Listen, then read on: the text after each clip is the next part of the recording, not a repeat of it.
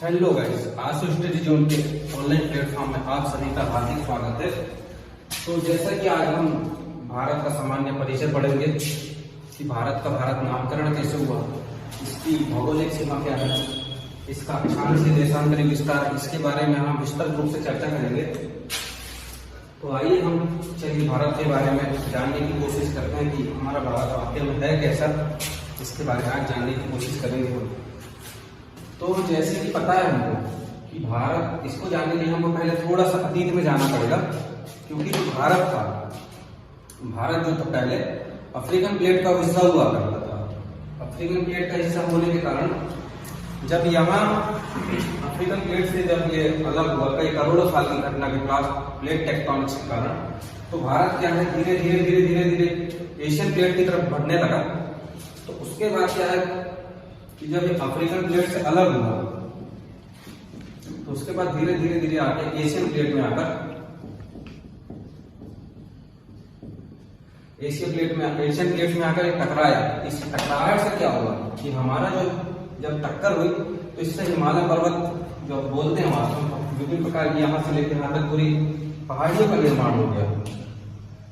तो इससे क्या हुआ प्लेट टेक्टोनिक्स के कारण, और ऐसा कहा जाता है कि प्लेट टेक्टोनिक्स की घटना है वो लगातार अभी भी हो रही है। इस कारण हमें अक्सर सुनने मिलता है कि हिमालय पर्वत की जो ऊंचाई है लगातार बढ़ रही है, इसका कारण यही है प्लेट टेक्टोनिक्स। तो चलिए और आगे बढ़ते हैं हम इसको। अब जैसे भारत जो है हमारा, इसे कई नामों से जाना जाता है। जैसे प्राचीन समय में भी आर्यव्रत हो गया, जम्बू द्वीप, सप्त सिंधु प्रदेश, इंडिया, हिंदुस्तान, ऐसे कई सारे नामों से भारत को जाना जाता है। तो उसी में से हम कुछ विशेष को देखते हैं। जैसे एक वायु पुराण में उल्लेख मिलता है, वायु पुराण में उल्लेख मिलता है कि भरत और वो शकुंतला, दुष्यंत और शकुंतला के पुत्र हुआ करते थे भरत, जिनके नाम पर भारत नाम पड़ा था, ऐसा कहा जाता है। और क्या बोलते हैं कि यूरोपीय वो पश्चिमी फारसी यात्री जब आते थे, ईरानी फारसी यात्री, तो उन लोग व्यापार के लिए आते थे। तो उन लोग क्या काम करते थे, सिंधु नदी होती थी, सिंधु नदी के जो इस तरफ वाले लोग थे उसको उन लोग हिंदू बोलते थे। क्योंकि फारस में क्या होता है, सा का उच्चारण हा से होता है, तो उन लोग क्या है सिंधु को बोलते थे हिंदू। तो सिंधु नदी की इस तरफ जितने भी लोग रहते थे उनको बोलते थे हिंदू, और उस क्षेत्र को पूरा, इसको पूरा बोलते थे हिंदुस्तान। तो ऐसा कहा जाता है हिंदुस्तान। और जैसे कि वैदिक काल में भारत सप्त सिंधु प्रदेश भी कहा जाता था। ऐसे कई सारे नामों से भारत को जाना जाता है। तो आइए हम देखते हैं इसको। भारत हो गया, भारत के नाम जैसे आर्यव्रत,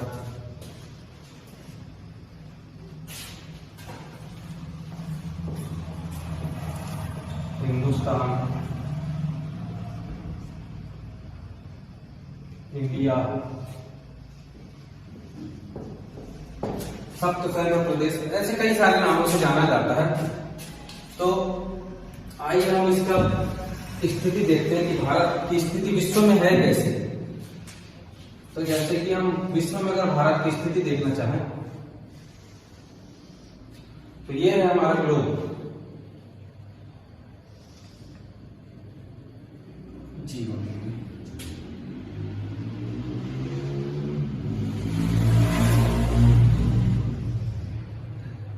यह 0 डिग्री अक्षांश, जिसको हम विषुवत रेखा भी बोलते हैं।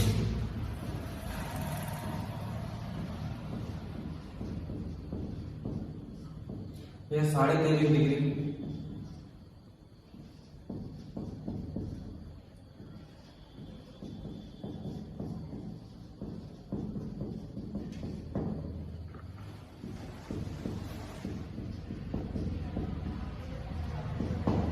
यह 23.5 डिग्री उत्तरी अक्षांश, यह 23.5 डिग्री दक्षिण अक्षांश। तो जो भारत की स्थिति है हमारे,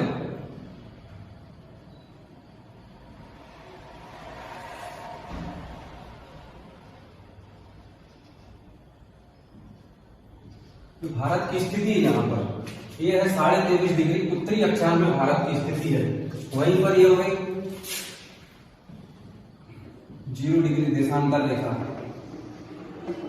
इसको ग्रीनविच रेखा भी बोलते हैं।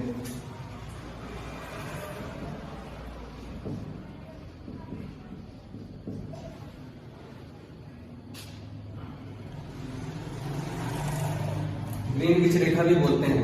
तो ये जो दोनों रेखाएं हैं ये ग्लोब को 4 भागों में बांटती है। जैसे कि ये इधर का पूरा है 0 डिग्री के ऊपर का हिस्सा उत्तरी अक्षांश, नीचे का हिस्सा दक्षिणी अक्षांश, वहीं पर 0 डिग्री देशांतर है।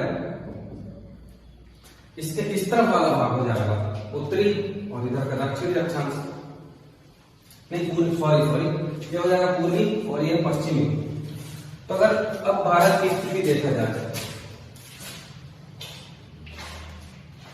तो ये हो गई 23.5 डिग्री हम अक्षांश में बोल सकते हैं। ये जो 0 डिग्री रेखा है इसी से क्या है समय का निर्धारण किया जाता है। पूरे विश्व में जो समय का निर्धारण होता है ये 0 डिग्री जो होता है, जो लंदन में ग्रीनविच जगह है वहां से समय का निर्धारण होता है। तो अब हम इसको मिटाते हैं और अब हम भारत में इसकी स्थिति देखते हैं कि भारत में अक्षांशीय विस्तार और देशांतरीय विस्तार कितना हिस्सा भारत में किया जाए।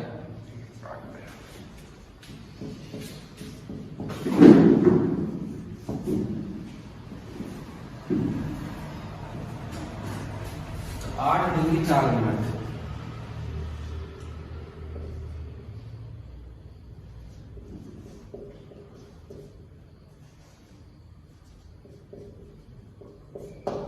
उत्तरी अक्षांश से लेकर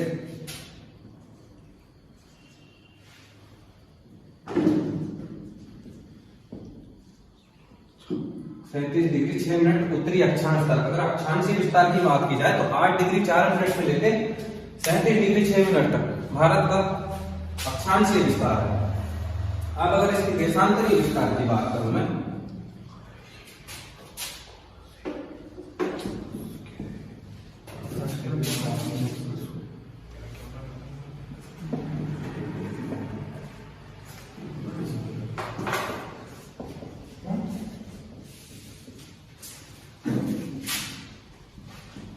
अगर इसके देशांतरीय विस्तार की बात करूं मैं तो 68 डिग्री 7 मिनट से लेकर 97 डिग्री 25 मिनट पूर्वी देशांतर इसका देशांतरीय विस्तार है। अब अगर आप इस चीज को ध्यान से देखेंगे तो ये 68 और इस तरफ हो जाता है हमारा 97 डिग्री। तो इन दोनों के बीच का अंतर अगर आप ध्यान से देखेंगे तो इन दोनों का अंतर लगभग में 30 डिग्री का अंतर आ जाता है। तो इसके लिए 30 डिग्री का अंतर आ जाता है तो इसमें भैया विवाद बन जाता कि ये भारत वाले बोलते कि हमारा टाइम जोन रखिए, आप बोलते इधर वाले बोलते कि हमारा टाइम करेंगे। तो इसके लिए समय का निर्धारण किया गया कैसे दिया, तो इसके लिए मैं आपको थोड़ी सी बेसिक बता दूं। तो जैसे आप सभी को पता है जो पृथ्वी है 1 डिग्री घूमने में, ये मान के चलिए है पृथ्वी जो है पश्चिम से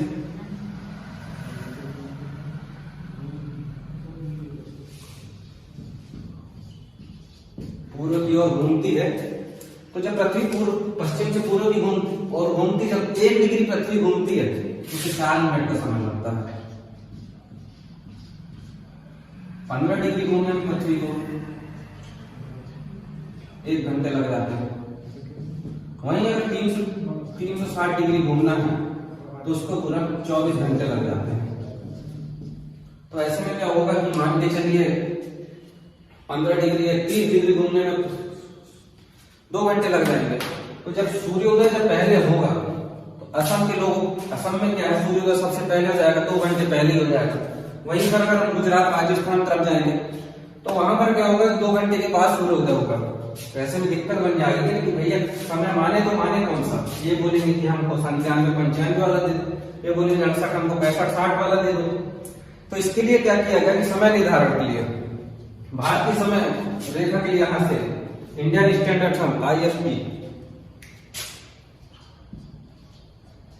IST इंडियन स्टैंडर्ड टाइम जो है हमारे यहाँ भारत से यूपी से रेखा है 82.5 डिग्री में, मान के चलिए 82.5 डिग्री जो कि भारत का समय निर्धारण करती है। वो कहां से जाती है, यूपी में प्रयागराज के पास एक जगह है नैनी करके, वहां या तो फिर आप ऑप्शन आ सकते हैं मिर्जापुर भी दे सकता है। तो वहां से भारत का समय निर्धारण किया जाता है। तो जो भारत का समय निर्धारण है कहां से किया जा सकता है तो आपसे पूछ सकता है, ठीक है।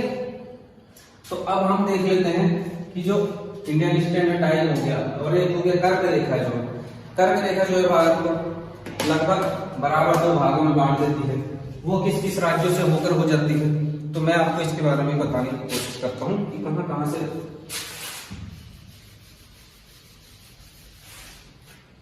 82.5 मान लीजिए यहाँ पर 82.5 डिग्री देशांतर, पूरी देशांतर रेखा यहाँ से गुजरती है इलाहाबाद के। तो जैसे अब आपसे पूछ सकता है कि कर्क रेखा पर स्थित कौन कौन से देश को राज्य हैं भारत के, तो हम यहाँ लिख लेते हैं।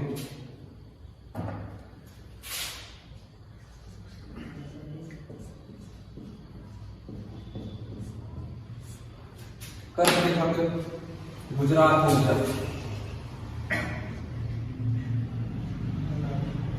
राजस्थान, मध्य प्रदेश, छत्तीसगढ़, झारखंड,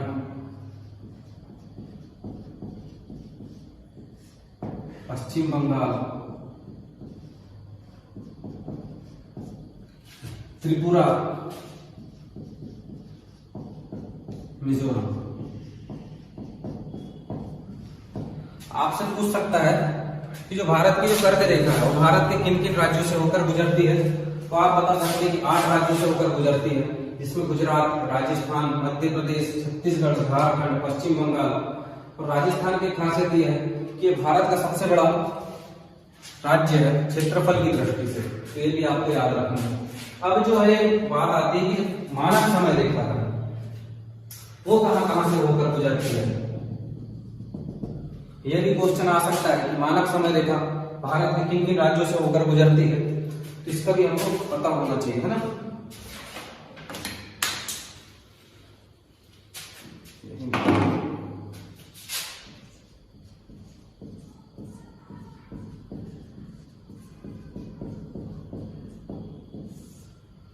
ये हो जाएगा उत्तर प्रदेश,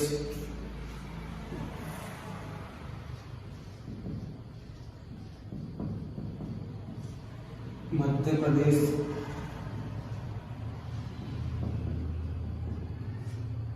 छत्तीसगढ़, उड़ीसा,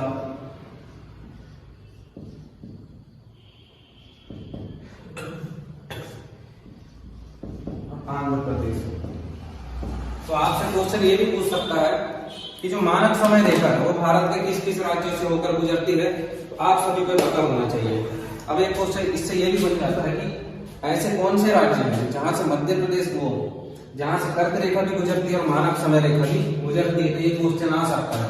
तो जैसे कि हमारा मध्य प्रदेश और छत्तीसगढ़ आप देख सकते हैं, ये दोनों राज्य ऐसे हैं जहां से मानक समय रेखा इंडियन स्टैंडर्ड टाइम IST और कर्क रेखा दोनों गुजरती है।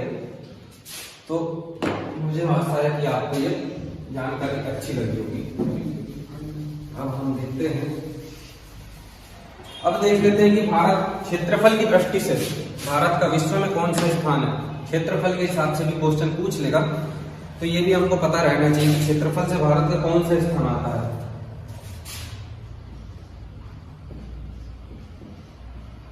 क्षेत्रफल की दृष्टि से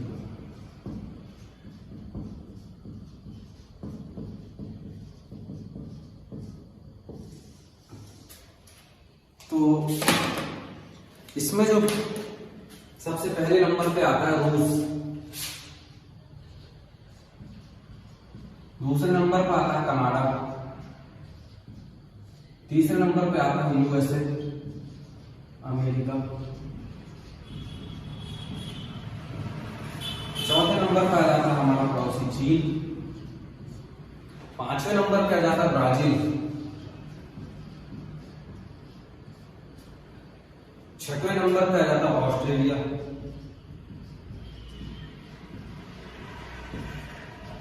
वहीं सातवें नंबर पे हमारा भारत आ जाता है। और अगर 8वें नंबर पे पूछ लेता है आपसे तो बता दीजिए हम अर्जेंटीना। तो ये हो गया भारत का विश्व में स्थान। तो भारत का क्षेत्रफल की दृष्टि से विश्व में स्थान, अगर सबसे छोटा देश पूछ लेता है तो वेटिकन सिटी आप बता सकते हैं, बहुत छोटा सा राज्य है वो देश है। तो ये हो गया क्षेत्रफल की दृष्टि से भारत का स्थान हो गया, तो ये भी हमने जान लिया। अब देख लेते हैं कि हम भारत का क्षेत्रफल है कितना, इसकी पूरब से पश्चिम की और उत्तर से दक्षिण की लंबाई कितनी है, ये भी हम देख लेते हैं आज।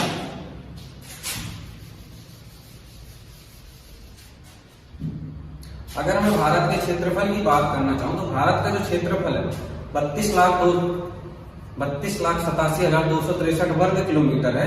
ये भारत का क्षेत्रफल है, जो कि विश्व के क्षेत्रफल का लगभग 2.4 एरिया कैप्चर करता है। तो भारत का जो क्षेत्रफल है 32,87,263 वर्ग किलोमीटर, ठीक है, जो कि विश्व के 2.4 भाग को कवर करता है। ये हो गया भारत का क्षेत्रफल। तो ये भी आपसे एग्जाम में पूछ सकता है, विभिन्न प्रकार के ऑप्शन आपको दे देगा यहाँ पर 32,84,000 या 86,000। तो आपको ये भी पता रहना चाहिए, जो कि 2.4 भाग को कैप्चर करता है। अब इसकी लंबाई चौड़ाई की बात कर लेते हैं। तो भारत की जो लंबाई है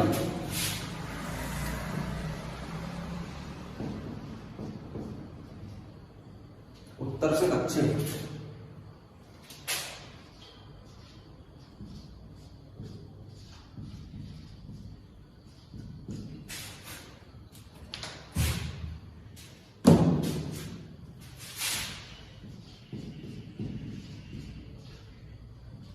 पूरब से पश्चिम की लंबाई देख लेते हैं, ठीक है।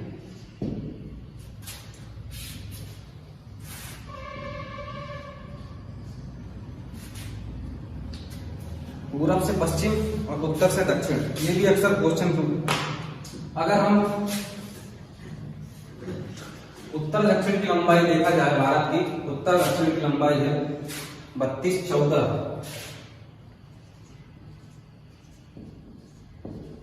किलोमीटर।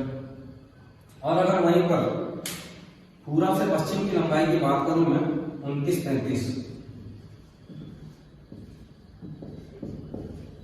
और अगर भारत के आकार की बात करूं, चतुष्कोणीय भारत का आकार है,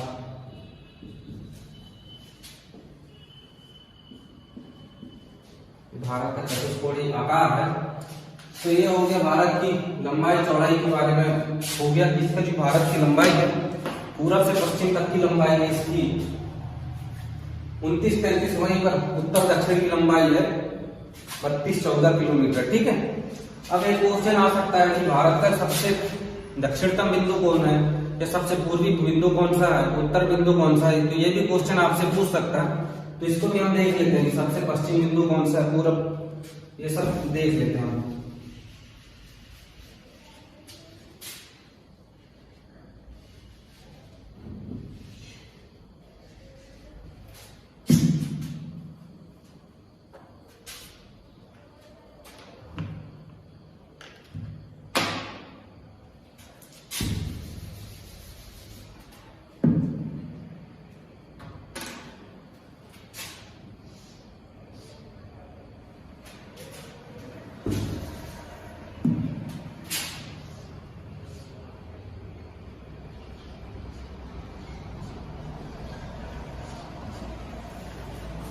तो अगर सबसे पूर्वी भाग की बात करूं मैं भारत का, तो तिब्बत नाम की जगह है जो कि अरुणाचल प्रदेश में, तिब्बत नाम की जगह है।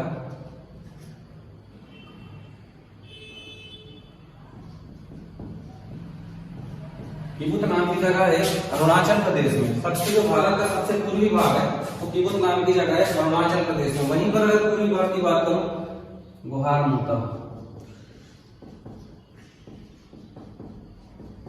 ये गुजरात की एक जगह है गोहारमुता। वहीं अगर सबसे उत्तरी भाग की बात करूं तो जम्मू कश्मीर सुने होंगे आपने, लेकिन अभी जो वर्तमान की जो स्थिति है उसके हिसाब से इंदिरा,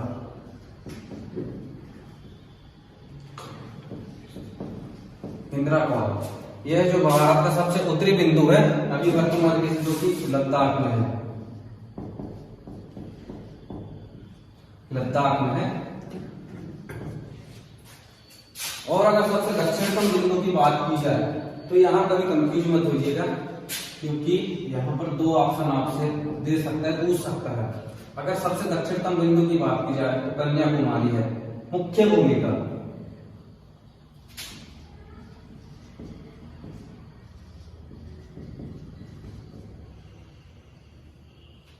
या किसी को केप कमोरिन बोलते हैं। ये हो गया भारत की मुख्य भूमिका। अगर आपसे एग्जामिनर जैसे पूछ लेता है कि सबसे दक्षिणतम बिंदु दीपों सहित में, तो यहाँ पर फिर आपका आंसर बदल जाएगा। फिर उसके बाद यहाँ पर ये जो जगह है इसी को बोलते हैं इंद्रापौल।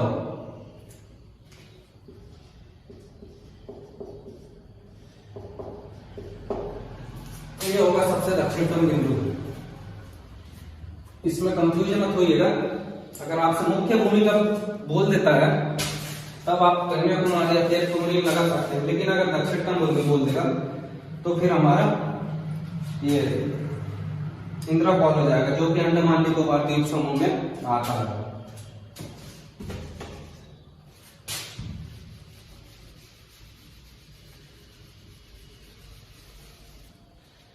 तो मुझे आशा है कि आपको वीडियो अच्छी लगी हो। अगर वीडियो आपको अच्छी लगी है लाइक शेयर सब्सक्राइब कीजिए प्लीज। बहुत बहुत धन्यवाद।